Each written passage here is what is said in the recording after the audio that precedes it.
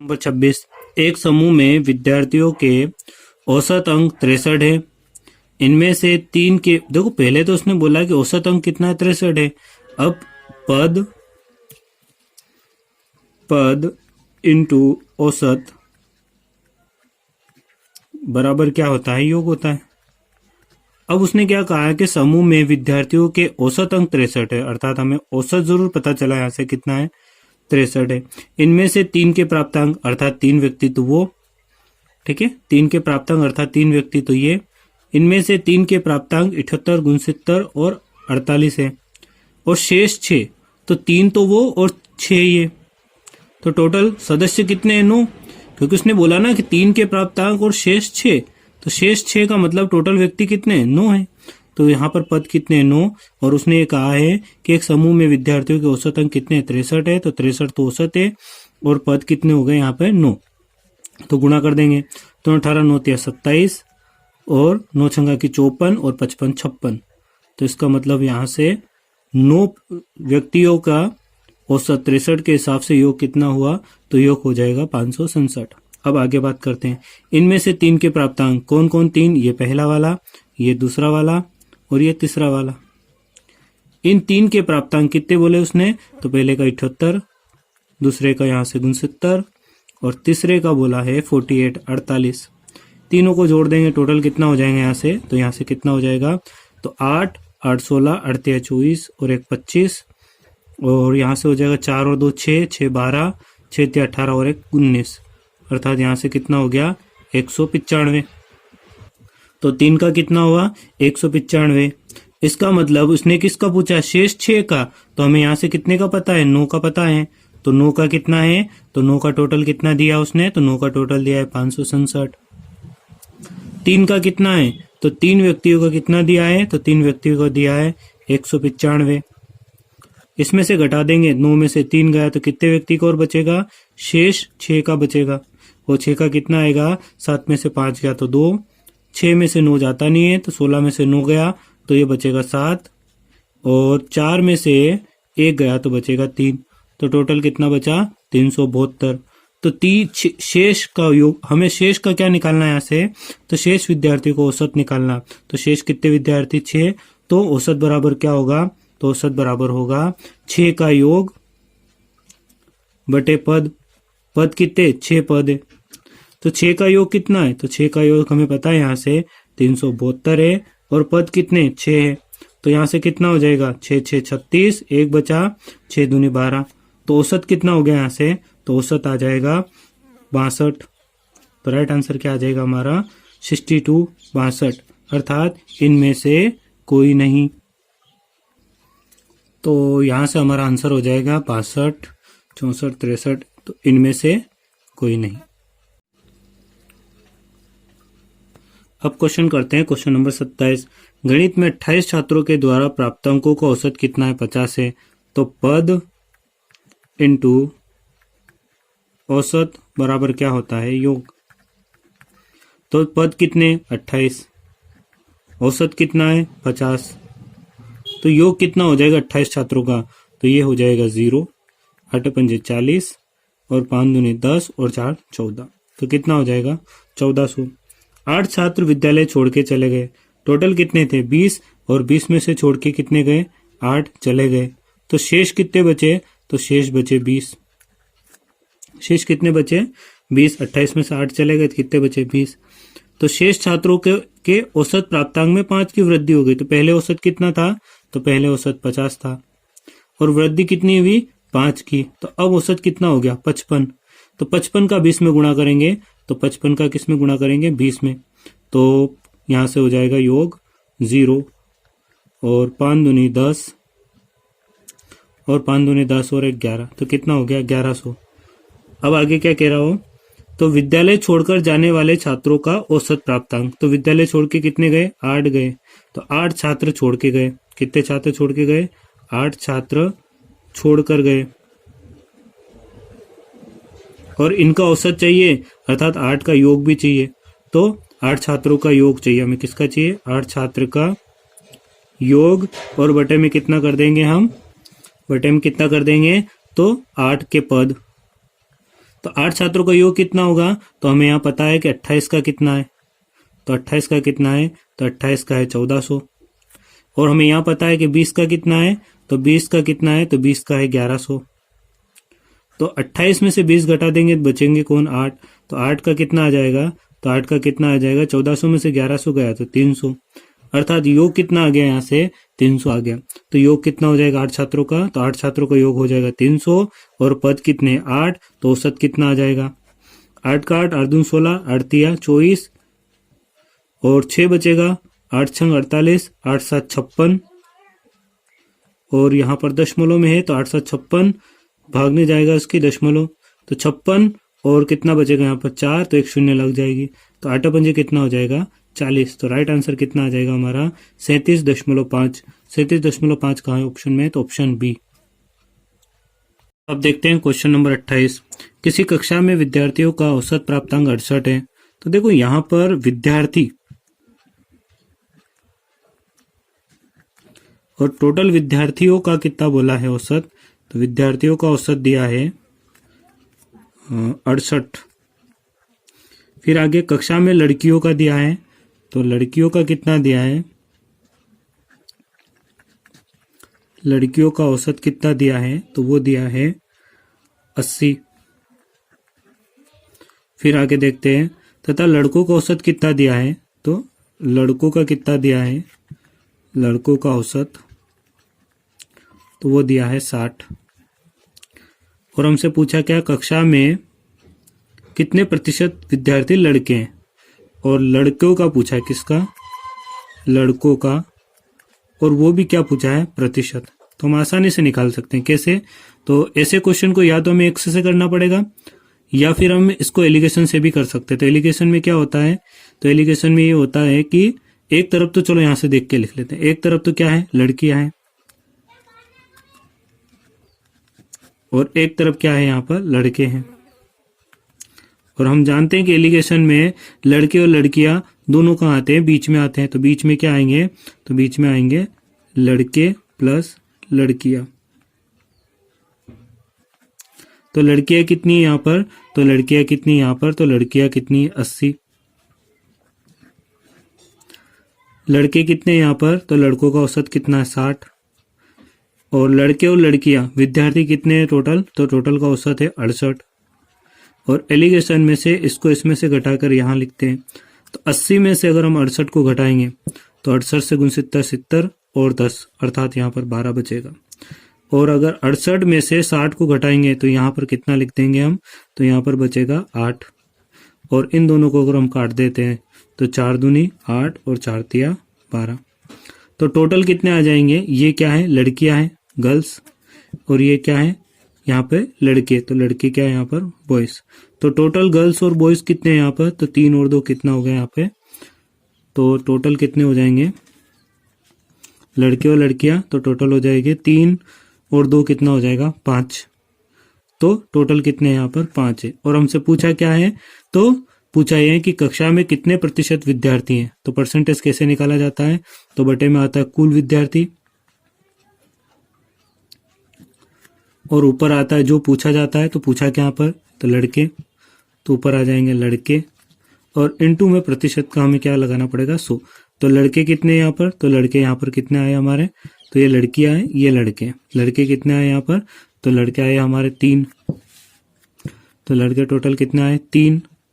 और कुल विद्यार्थी कितने हैं, तो 2 और 3 कितने होते हैं 5। और हमें पूछा क्या है, तो परसेंटेज पूछा है। तो 5 दूनी 10 और ये 0, और 3 दूना कितना होगा 60%। तो राइट आंसर क्या आ जाएगा क्वेश्चन नंबर 28 का, तो क्वेश्चन नंबर 28 का आएगा 60%। यहाँ हमें संख्या नहीं पूछी है, यहाँ हमें केवल प्रतिशत पूछा है, तो हम आसानी से परसेंटेज निकाल सकते हैं। यहाँ पर चाहे वो ये पूछता है कि 50 का 30 कितने परसेंट होता है, फिर भी वही आएगा। अगर वो पूछेगा कि 5000 का 3000 कितना परसेंट होता है, वही भी 60% ही होता है। अगर वो ये पूछता कि यहाँ पर जैसे एग्जाम्पल के लिए कि 5 लाख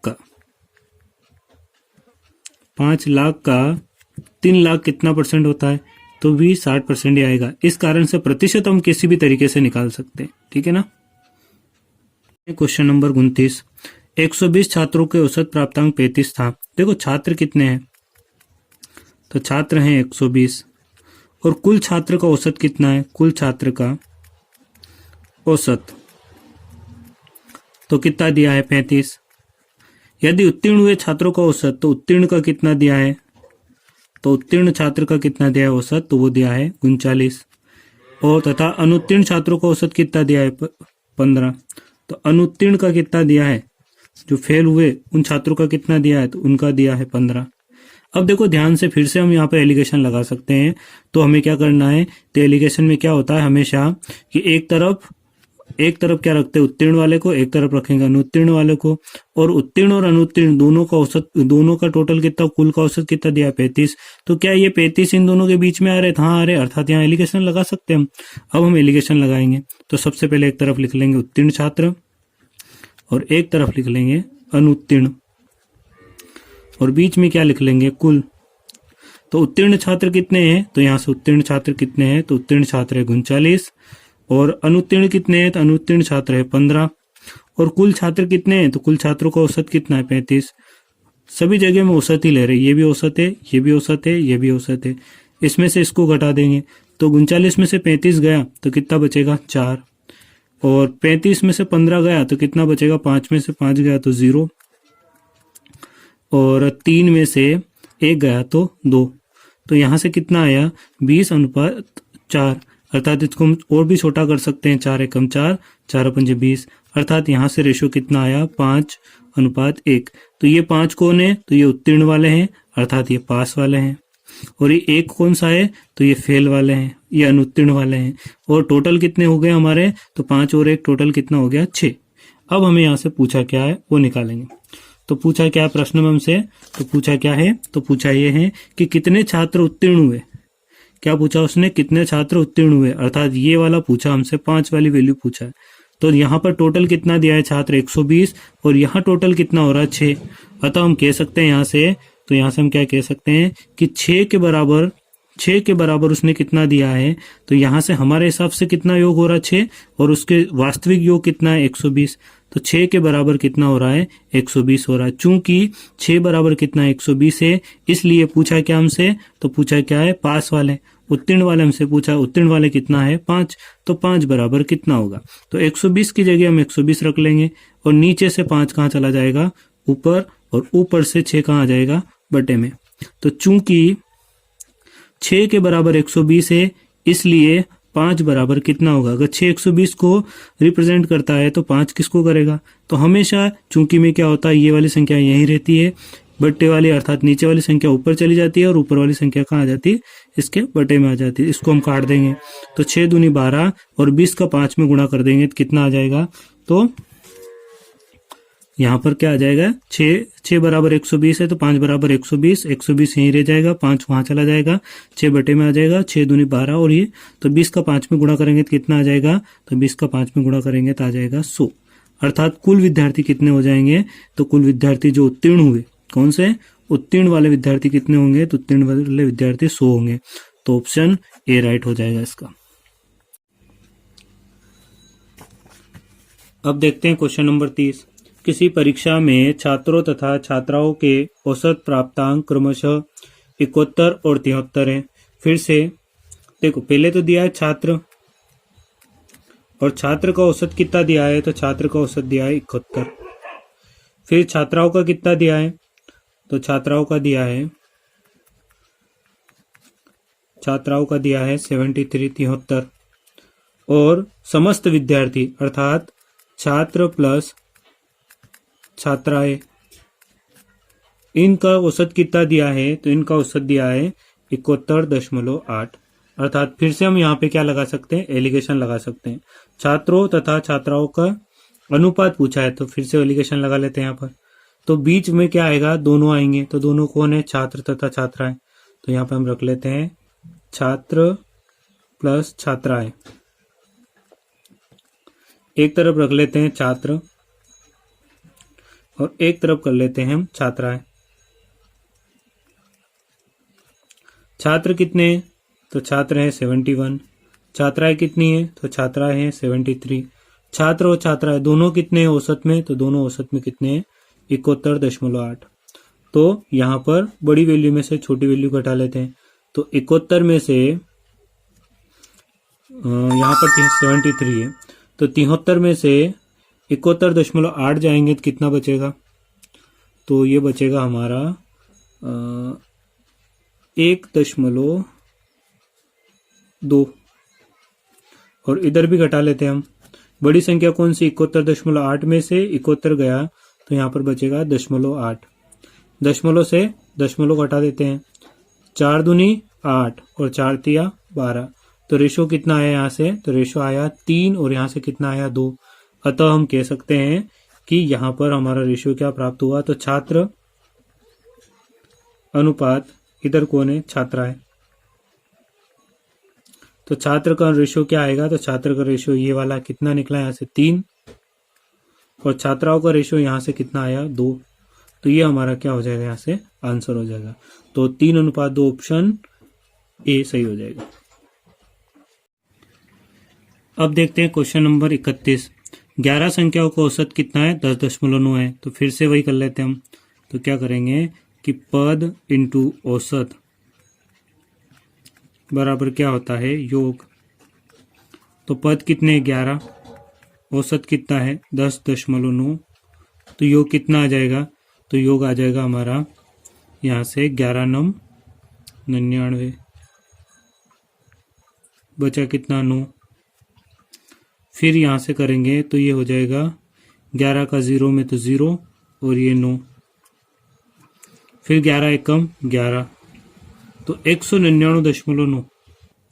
अब आगे देखते हैं, प्रश्न में क्या कहा कि यदि प्रथम 6 संख्याओं का तो टोटल पद कितने 11 है। अर्थात हम कह सकते हैं यहाँ से ये पहला, दूसरा, तीसरा, चौथा, पांचवा, छठा, सातवां, आठवां, नौवां, 10वां और 11वां। यदि प्रथम 6 पद, तो पहले 6 पद कौन से होंगे, ये वाले। तो प्रथम 6 पद का औसत कितना है, तो औसत 6 है। औसत कितना है, तो 6.5 है, तो 6.5 निकाल लेते हैं, तो योग कितना आ जाएगा। तो पहले 6 पद का योग कितना आएगा, तो पद इंटू औसत करेंगे, तो 6 पंजे 30 की 0, फिर यहाँ पे दशमलव, फिर 6 6 36 और 3, 36 और 3 कितना होता है, तो 39। तो यहाँ से कितना आ गया, तो 39 आ गया। और फिर आगे क्या कहा उसने, अंतिम 6 पद, तो अंतिम 6 पद कौन से होंगे, तो ये पहला, ये दूसरा, ये तीसरा, चौथा, पांचवा और छठा। अर्थात 6 2 बार रिपीट हो गया यहाँ पर। तो 6 पदों का योग कितना आ जाएगा हमारे यहाँ से, तो अंतिम 6 पद, तो पद कितने 6 और औसत कितना दिया है प्रश्न में, तो प्रश्न में दिया है 11.4। तो यहाँ से कितना हो जाएगा, तो यहाँ पर भी गुणा कर लेते हैं हम, 6 चौक कितना होगा 24। यहाँ मुझे कहीं गड़बड़ लग रही है, एक बार मैं चेक कर लेता हूँ क्रॉस। तो क्वेश्चन में यहाँ पर 10.9, सॉरी यहाँ पर कितना था, सॉरी दोस्तों, यहाँ पर है 10.5। अब करते हैं इसको हल, तो यहाँ पर हो जाएगा हमारा 10.5, 10.5। तो 6 का 10.5 में गुणा करेंगे तो 6 पंजे 30 की 0, 6 दाई 60, 60 और 3 हासिल का, तो यहाँ पर कितना हो जाएगा, तो यहाँ पर हो जाएगा 63। यहाँ पर हो जाएगा हमारा 63 हो जाएगा, तो 63। तो यहाँ से कितना आ जाएगा 63। और यहाँ पर भी हल कर लेते हैं इसको, तो 11.4 में 6 का अगर हम गुणा करेंगे तो ये आएगा हमारा 6 चौक 24 का 4 और बचा 2, 6 कम 6 से 7 8, 6 कम 6 68.4। तो यहाँ से क्या पता चला कि टोटल पद कितने हैं यहाँ पर, तो टोटल पद है यहाँ पर 11 और यहाँ पर टोटल पद कितने हो रहे हैं, यहाँ से यहाँ तक 6 और फिर पीछे से यहाँ तक 6, तो 6 और 6 टोटल पद कितने हो रहे हैं, यहाँ से 12। तो यहाँ से 12 पद हो रहे हैं, यहाँ पर कितने पद है, तो यहाँ पर 11 पद है। यहाँ पे 12 पद और यहाँ पे 11 पद, तो 12 पद क्यों हुए? तो 12 पद इस वजह से हुए क्योंकि इधर से भी हमने 6 को गिन लिया और पीछे से भी 6 को गिन लिया। इसका मतलब क्या हुआ? तो ये मध्य का पद हमने 2 बार गिना, अर्थात 1 बार ज्यादा काउंट हो गया। तो इस मध्य का पद का मान क्या होगा? वही होगा जो हमने ज्यादा गिना। तो ज्यादा कितना गिना? 12 पद का मान कितना है? तो 12 पद का मान कितना है टोटल? तो 12 पद का मान कितना हो जाएगा? 63 और 68.4। तो 63 प्लस 68.4, 63.0 और 68.4, तो टोटल कितना हो जाएगा? 4 और 8 से 9 10 11, 6 6 12 और 1 अंसिल का 13, तो टोटल हो गया हमारा 131.4। ये कितने का है? तो ये है 12 पद का।